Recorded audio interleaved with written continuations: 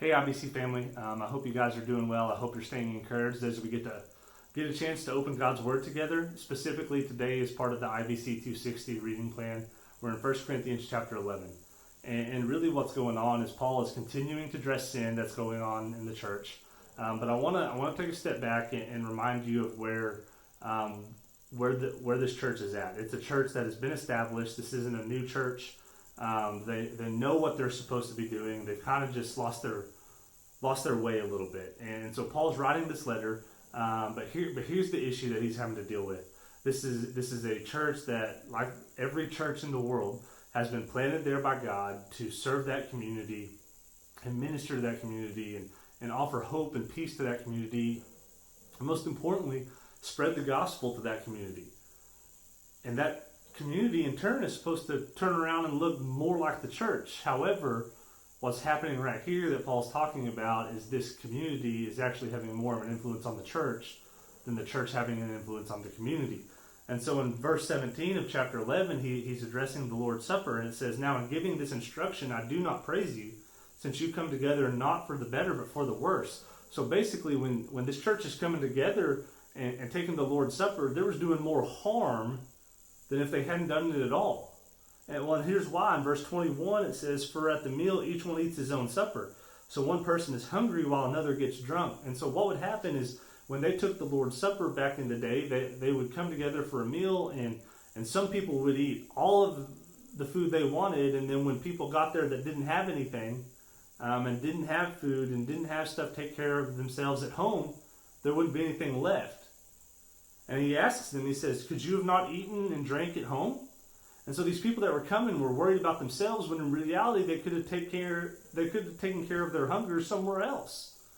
But they chose to do it here when they were taking the Lord's Supper.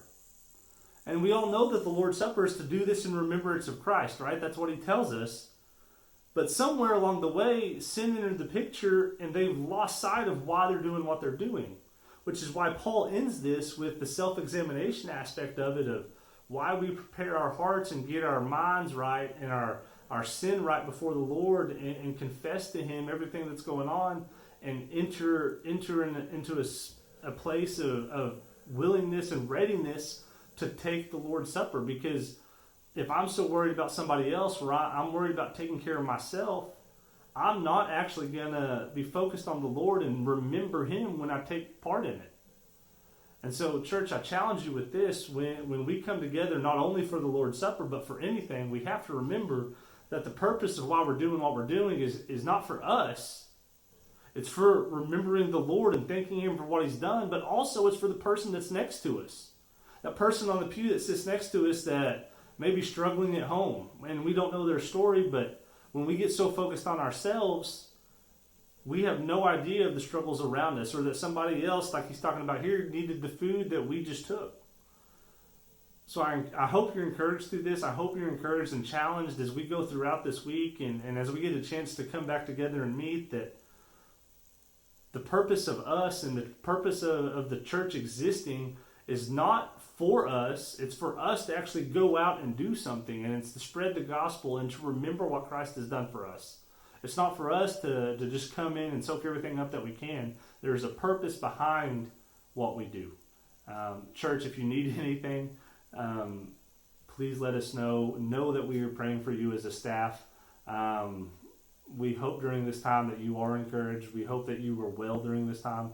If there's any need that you have, please let us know. I look forward to getting to shake your hand sometime in the near future. We'll see you soon.